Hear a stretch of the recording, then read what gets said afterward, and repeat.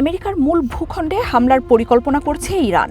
California স্টেটের police বিভাগকে পাঠানো এক সতর্ক বার্তায় এমনটাই জানিয়েছে আমেরিকার federal bureau of investigation FBI।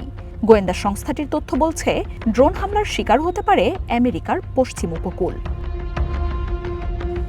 বুধবার ABC নিউজে প্রথম সংবাদ প্রকাশের পর আমেরিকার মাটিতে ইরানের পাল্টা হামলা নিয়ে চিন্তিত কিনা এমন প্রশ্ন করা হয় প্রেসিডেন্ট ট্রাম্পকে। জবাবে ট্রাম্প জানান, এই নিয়ে চিন্তিত নন তিনি। ইরানের স্লিপার সেলের কতজন এজেন্ট এই মুহূর্তে আমেরিকায় সক্রিয় রয়েছেন তার কোনো তথ্য আছে কিনা সেই প্রশ্নের জবাবে সাবেক বাইডেন সরকারকে দায় দেন ট্রাম্প। হ্যাঁ, এটা নিয়ে তদন্ত চলছে, অনেক বিষয় ঘটছে। আমরা যেটা করতে পারি তা হচ্ছে আসলে তাদেরকে ধরে ফেলা। দেশের ইতিহাসের সবচেয়ে বাজে প্রেসিডেন্ট স্লিপি বাইডেনের স্টুপিড উন্মুক্ত সীমান্ত নীতির কারণে অনেক মানুষ এসেছে, কিন্তু আমরা জানি তারা কোথায় আছে। তাদের ওপর আমাদের নজর আছে।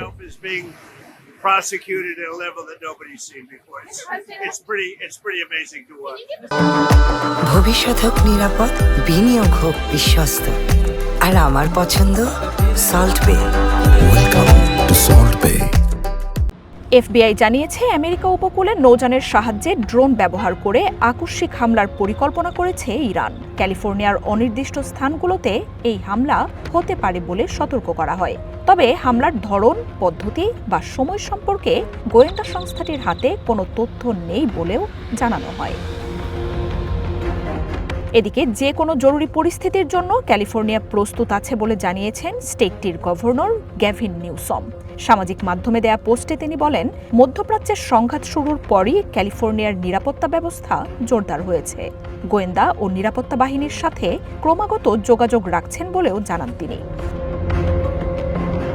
গ্যাভিন নিউসম জানান, কখন বা কোথায় হামলা হতে পারে সে বিষয়ে সুনির্দিষ্ট তথ্য না থাকলেও যে কোনো জরুরি পরিস্থিতির জন্য তৈরি আছেন তিনি। গত 28 ফেব্রুয়ারি ইরানে হামলা শুরু করে ইসরায়েল ও আমেরিকা।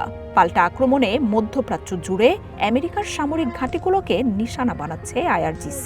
অঞ্চলটিতে ওয়াশিংটনের কূটনৈতিক স্থাপনাগুলোতে হামলার পাশাপাশি মধ্যপ্রাচ্যে আমেরিকার আর্থিক ও প্রযুক্তি প্রতিষ্ঠানগুলোকেও আক্রমণের লক্ষ্যবস্তু করছে IRGC। মার্জিয়া উপমা, ওয়ান ইন্টারন্যাশনাল ডেস্ক।